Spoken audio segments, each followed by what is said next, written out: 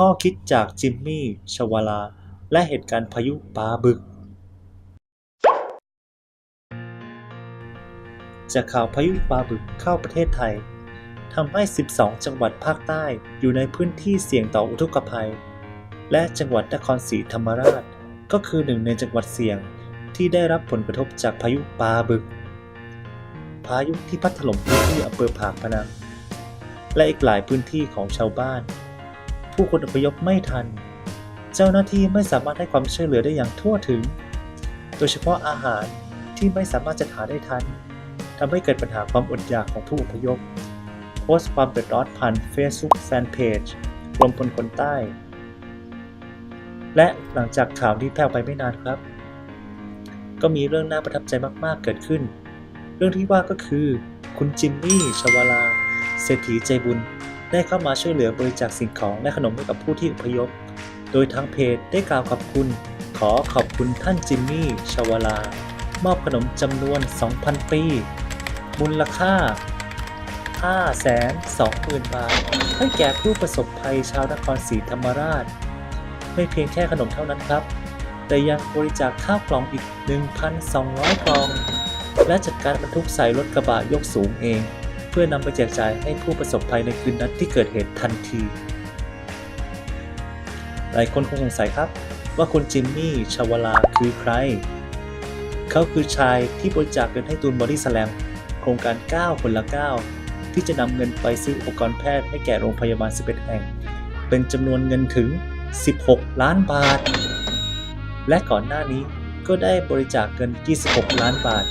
เพื่อซ่อมแซมยอดทองคำวัดมหาธาตุวรวิหารมาแล้วไม่เพียงเท่านั้นครับนอกจากนี้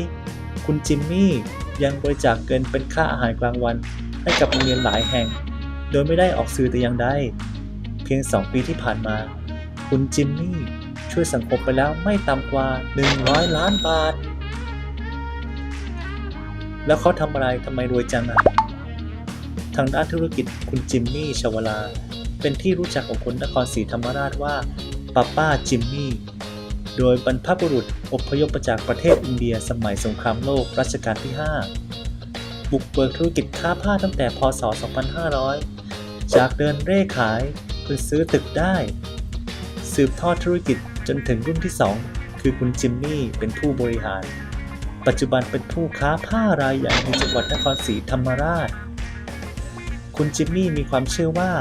เมื่อมีแล้วคุณจะต้องตอบแทนสังคมบ้าง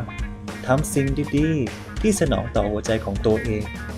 แม้จะเกิดในครอบครัวที่ร่ำรวยแล้วแต่ความคิดของคุณจิมมี่ก็คือไม่คิดอยากจะสะสมสมบัติที่สืบทอดมาแต่อยากจะนำมาใช้แจกจ่ายแก่ผู้คนที่เดือดร้อนเรื่องนี้ทำให้ผมคิดถึงคำที่พระเคยสอนผมครับว่า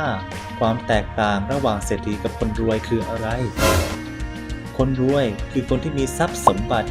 มีเงินเหลือเฟือที่จะใช้เงินได้อย่างไม่เดือดร้อนแต่เศรษฐีคือผู้ที่มีจิตใจคิดจะให้แบ่งปันให้ผู้อื่นเพียงแค่ให้เงินผู้ยากไร้10 บาทด้วยใจที่บริสุทธิ์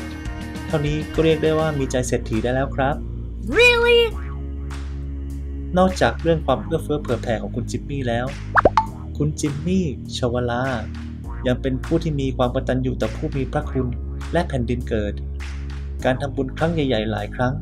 คุณจิมมี่เองก็ไม่ได้กล่าวถึงชื่อตัวเองนะครับแต่กล่าวในนามของคนทั้งจังหวัด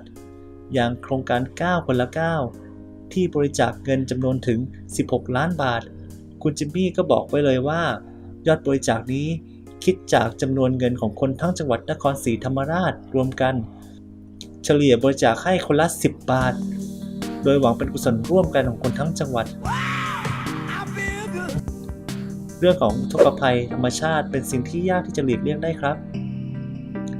และทุกๆปีที่ผ่านมาก็เกิดอุทกภัยหลายครั้งทั้งในประเทศและต่างประเทศมองดูเผินๆอาจจะเป็นเรื่องไม่ดีแต่ในความโชคร้าย